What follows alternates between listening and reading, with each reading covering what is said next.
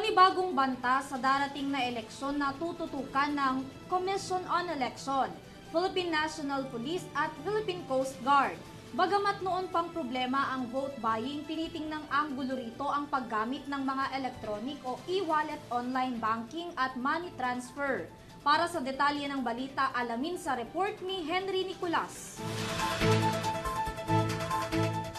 Lumagda sa isang kasunduan ang Commission on Election sa COMELEC kasama ang iba pang ahensya ng pamahalaan, partikular na ang Philippine National Police at Philippine Coast Guard para sa seguridad ng barangay at SK election sa Oktubre.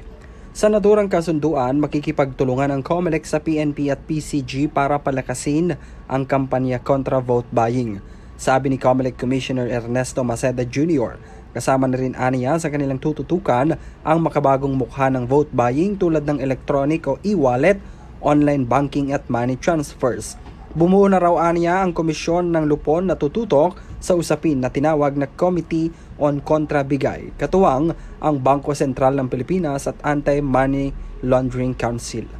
Isinasapinal na lang aniya ni Maceda ang kanilang bersyon sa panuntunan pagdating sa kontrabigay at maisasama na ang mga bagong mukha ng vote buying sa sandaling ilabas na nila ito.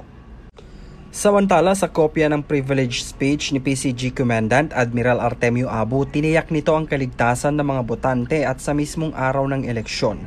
Ilulunsad aniya ng ahensya ang Oplan Biyaheng Ayos sa buong bansa para matiyak ang kaligtasan ng mga uuwi para bumoto sa kani-kanilang komunidad. Magdedeploy rin ang PCG ng K9 units at uniform personnel bilang parte ng kanilang intensified security operations sa darating na eleksyon.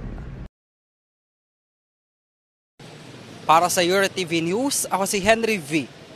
Nicolas, sumasaludo sa bawat Pilipino.